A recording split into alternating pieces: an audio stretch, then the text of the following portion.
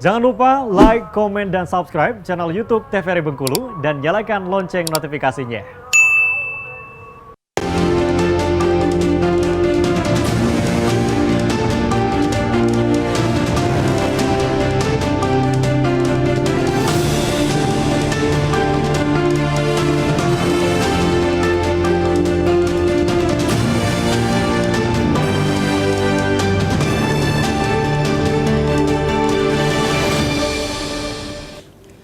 Terima kasih pemirsa TVRI Bengkulu, Anda kembali menyaksikan Berendo bersama saya Afriko Zuhri. Baik, pada kesempatan kali ini tentu kita masih membahas tema yang sama berkaitan dengan pemilih potensial pemilu 2024. Dan tentunya bersama dengan narasumber kita yang sudah hadir pada hari ini, sudah ada Pak Heri dan juga Abdul Aziz.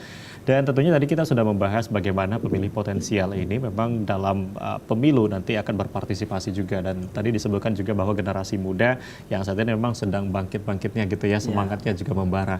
Nah, kalau kita bicara juga soal kekhawatiran, tadi sempat disinggung dikit oleh Pak Heri gitu ya Pak, selain dari money politik dan lain sebagainya. Apa sih sebetulnya betul-betul membuat khawatir gitu ya para pemilih kita, terutama masyarakat kita yang nanti akan melaksanakan pesta demokrasi ke depan dalam pemilih dan pemilu ini Pak? Ya kan begini, Abang. Jadi saya menyebutnya generasi virtual lah untuk lebih luas definisi itu. Tapi karena generasi ini sebenarnya kan pemilih baru, jumlahnya besar ini. Jadi begitu. Nah, kelompok ini kelompok yang sangat strategis, yang belum berpengalaman dalam mencoblos. Dan belum memperoleh apapun dari pengalaman kepemiluan di dalam penyelenggaraan pemilu. Sehingga ini sebenarnya kelompok ini kalau tidak di-manage secara baik gitu kan, ini kan yang rugi kita juga sebenarnya ujungnya itu. Sehingga mau tidak mau, suka dan tidak suka, data juga menunjukkan bahwa ini adalah kelompok terbesar.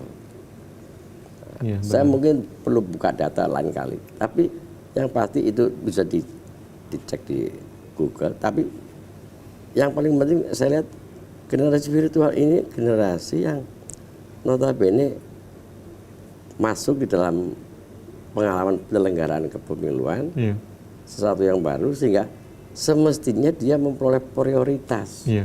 Nah, kritik saya terhadap pemerintah mungkin adalah bahwa kita belum melakukan apapun, ya kan?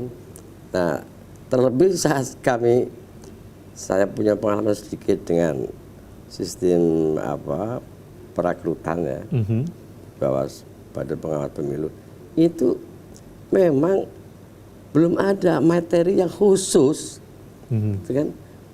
Memberikan tadi seperti disinggung juga soal sosialisasi, soal penyuluhan terhadap generasi virtual ini. Artinya pendidikan politik gitu yang diberikan gitu. Betul. Ya Pak?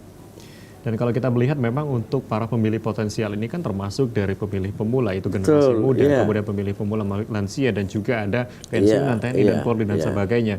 Yang memang belum ada pengalaman untuk mereka memang terjun langsung dalam pemilihan. Memang ini diperlukan yang namanya pendidikan politik itu ya Pak. Baik, kalau dari Aziz sendiri melihat untuk generasi muda tadi salah satunya gitu ya, pendidikan politik ini memang katakanlah sangat penting. Nah, sejauh ini apakah ada gitu peran-peran yang sudah memberikan kalau dari Aziz sendiri untuk pendidikan politik agar generasi muda juga tidak hanya ikut berpartisipasi dalam pemilu, tetapi juga mereka mengetahui dan juga memahami bagaimana tugas dan fungsinya gitu. Betul. Baik, kalau menurut saya Bang, terkait bagaimana generasi muda ini, yang pertama tentang pendidikan politik itu tadi ya. Kalau pendidikan politik saya sangat terasa karena saya sendiri memang background dari Fakultas Ilmu Sosial dan Ilmu Politik tadi kan. Tapi saya rasa tentang politik itu tadi, setiap stakeholder fakultas yang ada di kampus itu tuh sudah terpenuhi tentang politik itu tadi yang mereka dapatkan melalui organisasi. Dan juga di SMA pun mereka udah dapat Bang, contohnya dari pemilihan ketua OSIS gitu kan. Jadi istilah-istilah pemasaran politik, money politik itu sebenarnya udah ada dari tingkat SMA, seperti kalau seandainya ada yang mau calon ketua OSIS atau ketua presiden mahasiswa ini udah bayar makan di kafe, bayar makan di angkringan, seperti itu kan udah berjalan lah istilahnya. Walaupun dalam skala kecil itu Bang.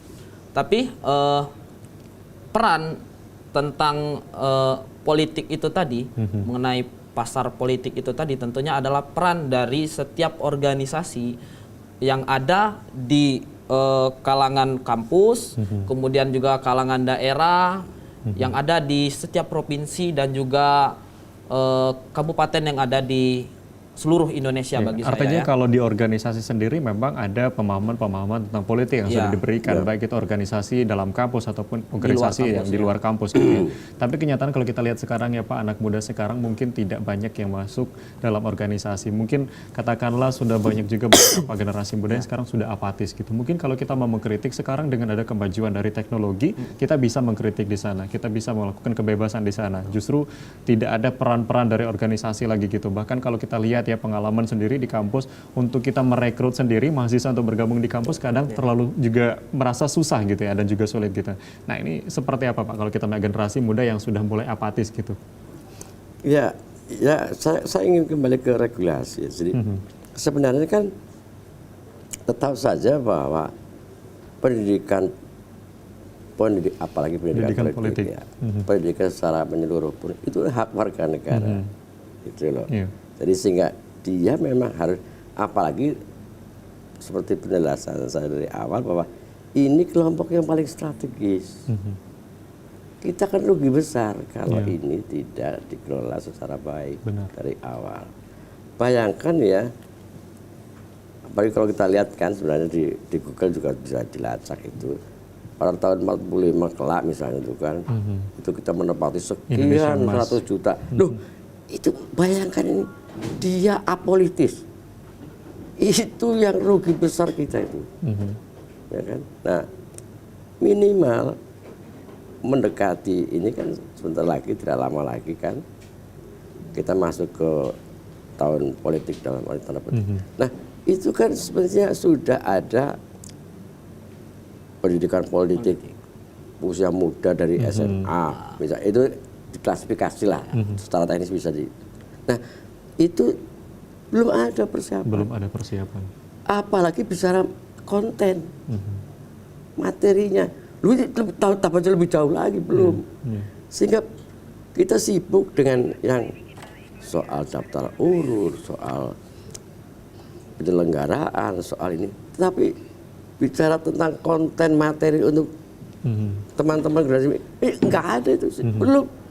Terdengar aja belum. Ya artinya kalau kita bicara soal pendidikan politik berarti masih banyak yang perlu dipersiapkan. Tidak hanya tadi jangankan kontennya gitu ya, pendidikan politiknya saya belum diberikan gitu kepada ini ya. Oke, akan kita bahas nanti kita akan break sejenak.